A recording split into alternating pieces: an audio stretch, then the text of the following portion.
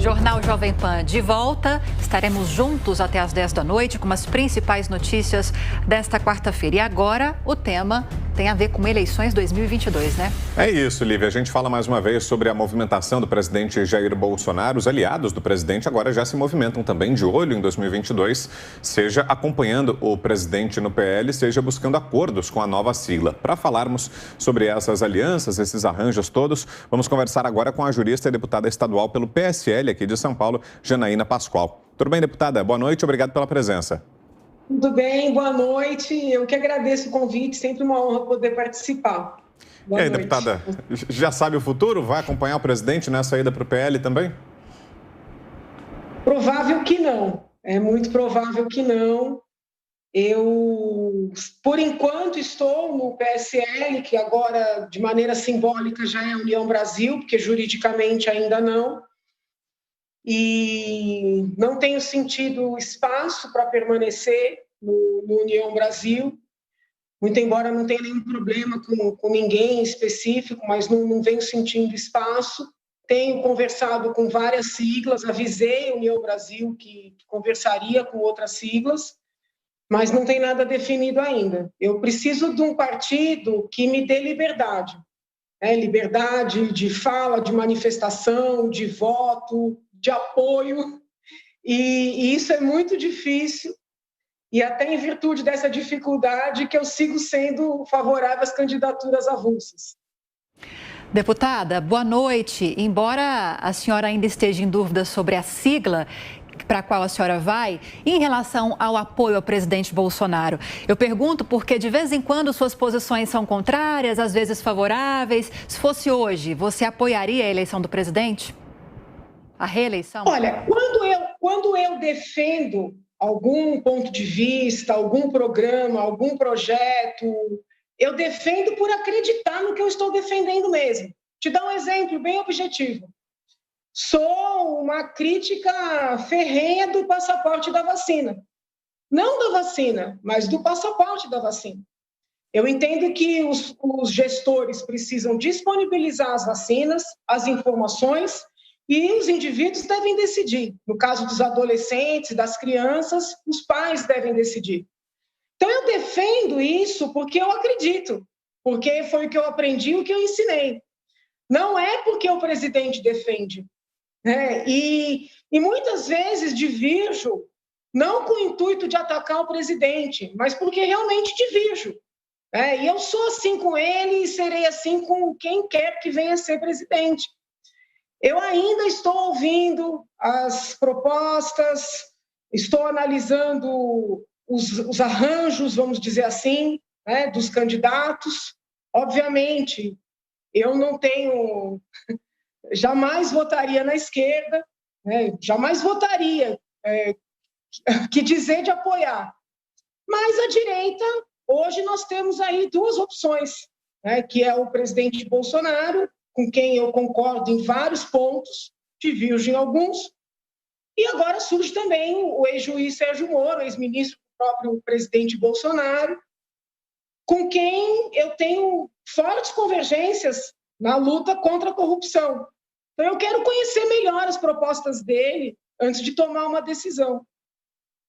E já sabe para qual cargo, deputada, a senhora vai concorrer? Vai tentar a reeleição aqui em São Paulo como deputada estadual? A senhora já falou, inclusive, até aqui em entrevista à Jovem Pan, a possibilidade de tentar o Senado. Já tem uma definição? Essa é a minha pretensão. É concorrer ao Senado, porque eu entendo que eu tenho a formação para o cargo, que é uma casa legislativa e também uma casa de julgamentos, é um tribunal. Eu vejo que eu tenho a formação para o cargo, acredito que eu tenho a independência para exercer esse cargo. Quem quer que venha a ser eleito presidente em 2022, então eu pretendo concorrer.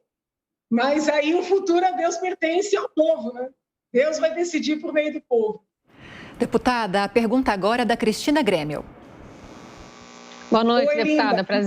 Prazer reencontrá-la aqui agora. Eu estava lendo seus últimos tweets aqui, 3 dias atrás. Você falou aqui sobre a possível candidatura do general Mourão para governador do Rio de Janeiro, apoiando, dizendo que se fosse eleitora do Rio de Janeiro, votaria em Mourão. Agora há pouco, perguntada sobre apoiar eventualmente o presidente Bolsonaro, preferiu não definir ainda. Como é que fica? Porque, por enquanto, Mourão é vice-presidente de Bolsonaro, né? Esse apoio a ele é um apoio apenas à pessoa dele ou ao que ele exerce no governo atual? Na verdade, é mais um desejo de que o Rio tenha um governador. Ai, meu Deus, é duro a gente falar sem ofender, né? Mas tenha um governador que não vai desmerecer o cargo, entendeu? Então, eu acredito que, óbvio, eu não concordo com todas as ideias do general, como a gente não concorda nem com um parente mais próximo, 100%. Mas me parece uma pessoa séria, é um homem que sempre defendeu pautas mais à direita. Tive ali uma divergência com ele quando ele falou de aborto, penso diferente, mas ele é um homem que pensa mais à direita, entendeu? Nunca soube de nada que o desabonasse. Eu acho que o Rio de Janeiro precisa de pulso firme, precisa de alguém que vai enfrentar ali a criminalidade de massa e organizada, que precisa ser enfrentada. Muito triste, né? Um estado como o Rio, com tantos governadores presos ou envolvidos em processos graves. Então, eu fiquei feliz, porque eu acho que tem que ser alguém com muita coragem para, com um pulso forte, enfrentar a situação ali. Eu conversei com a dona Neia, né, que é a presidente do PRTB, tenho muita identidade com ela, e ela até nessa conversa muito longa que nós tivemos, ela verbalizou que o general, a princípio, concorreria ao Senado. Mas eu disse a ela que, se dependesse da minha vontade, ele concorreria ao governo, porque o Rio precisa. Então, é por esse aspecto, Cristina, que eu me manifestei. Também participando dessa conversa, o Rodrigo Constantino, que faz a próxima pergunta. Boa noite, deputada. Tudo bem, parabéns pela coragem, pela independência, é isso mesmo. Deputada, nós temos um grande tema aí também, né, que diz respeito à Constituição, Império da Lei, liberdade, que é o abuso supremo. É a sua área de direito, já vi várias críticas da senhora a decisões pontuais, sem querer generalizar. A Gazeta do Povo acaba de mostrar numa reportagem que o ministro Alexandre de Moraes, esse que é o relator do inquérito do fim do mundo e persegue bolsonaristas, ao lado, numa live de extremistas de esquerda, como Jean Willis, por exemplo, e só gente de um espectro, de um viés ideológico, disse que a nova extrema-direita, como ele chama, né, quer corroer as instituições democráticas no Brasil. Lembrando que ele vai ser o presidente do TSE em 2022. O ministro Sérgio Moro, ex-ministro, que a senhora mencionou que está na dúvida agora de apoio, a grande ausência que pelo menos eu e outros sentiram ali nas suas falas políticas até agora foi criticar de forma mais dura e veemente esse tipo de abuso. Agora ele subiu um pouco o tom. Ele chamou de gritante erro, por exemplo, o que fez o STF com as suas decisões envolvendo o ex-presidente Lula. Ele também se aproximou de grupos como o MBL, que muita gente percebeu aí se tratar de um grupo mais oportunista e tudo. Qual é a sua visão geral em relação a isso, quando diz respeito à candidatura de Moro? Por isso é que eu quero esperar, né? Eu quero esperar não só para saber sobre as liberdades de manifestação, expressão, mas sobre a proteção da vida intrauterina, que para mim é muito importante.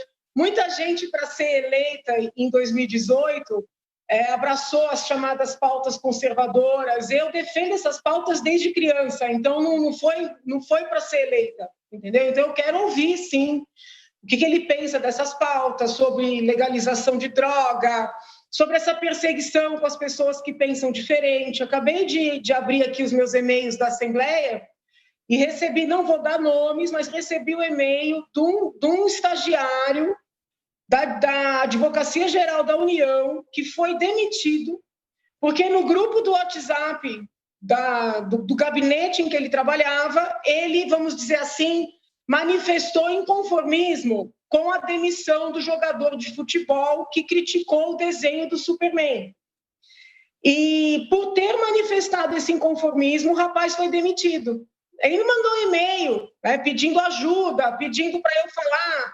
Mas, assim, como ele me mandou uma troca de WhatsApps, que foi uma conversa privada, eu fico numa situação difícil de expor a conversa. Mas eu acredito que o fato, eu possa comentar, é muito grave que um jovem trabalhador do direito seja demitido como homofóbico, porque o chefe dele escreveu para ele, ele me mandou que ele era homofóbico, porque ele externou aos colegas, sem nenhum adjetivo grosseiro, nem agressividade, uma indignação com a demissão do jogador. Então, foi mais ou menos o seguinte, olha, você está reclamando, então você está demitido também, entendeu?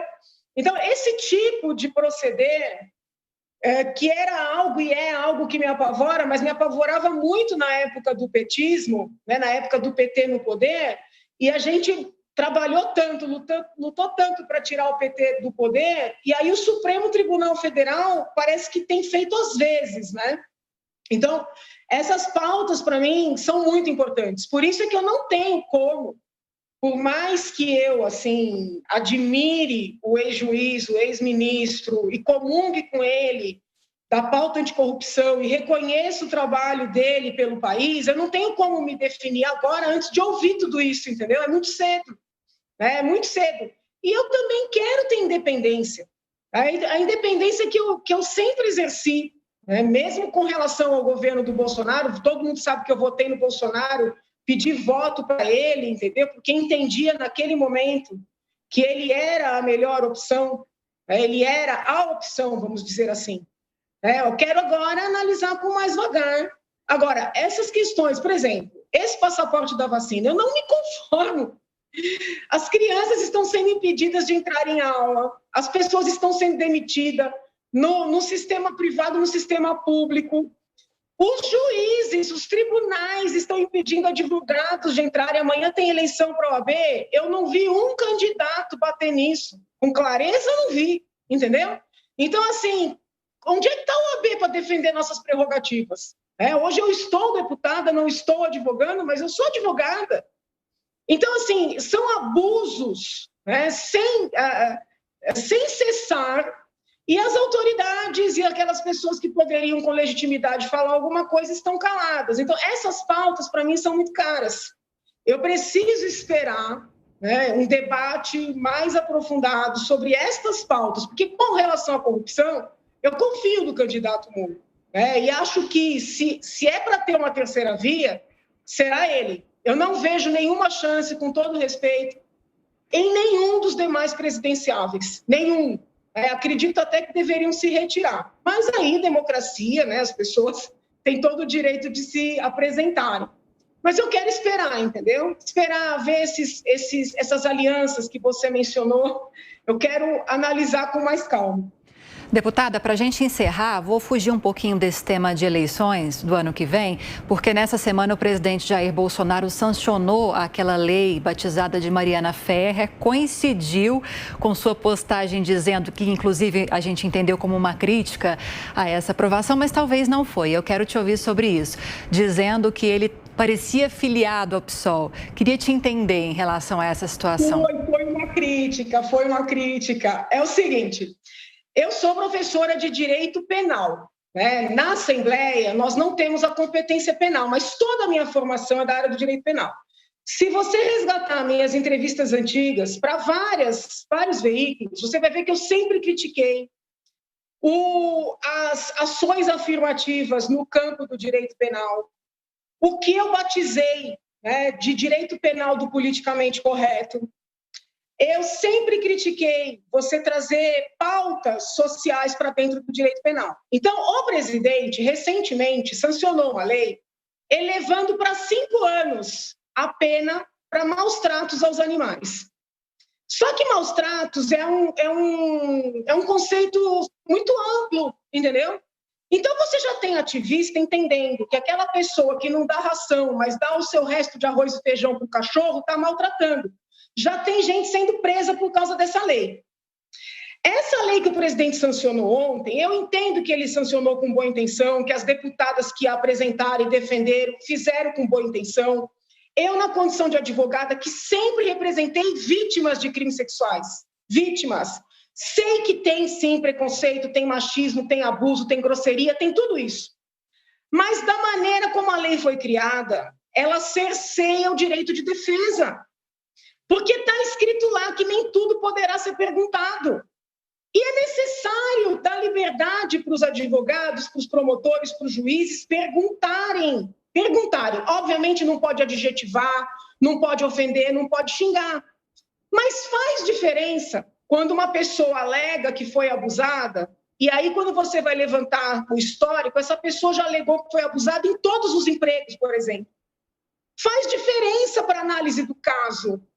Quando ele sanciona uma lei dizendo assim, olha, só pode perguntar sobre os fatos especificamente, você está cerceando o direito de defesa, está cerceando a análise da verdade.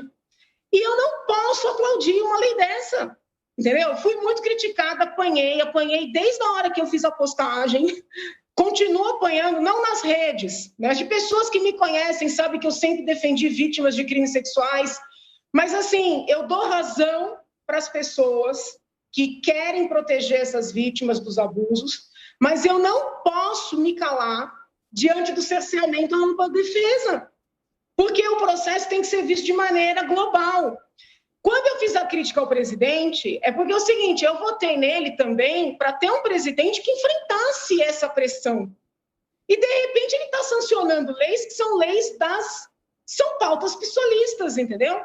Eu, conversando com os meus colegas bolsonaristas, que eu sou muito amiga dos bolsonaristas na Assembleia, eles falam, mas Janaína, ele não tem o que fazer, porque tem a pressão, porque se ele não sanciona, o que vão falar dele? Eu compreendo, a vida na política não é fácil, mas faz parte do meu papel fazer esse contraponto, entendeu? Meu papel não é como deputada, como cidadã que luta por democracia também diante dessas pautas.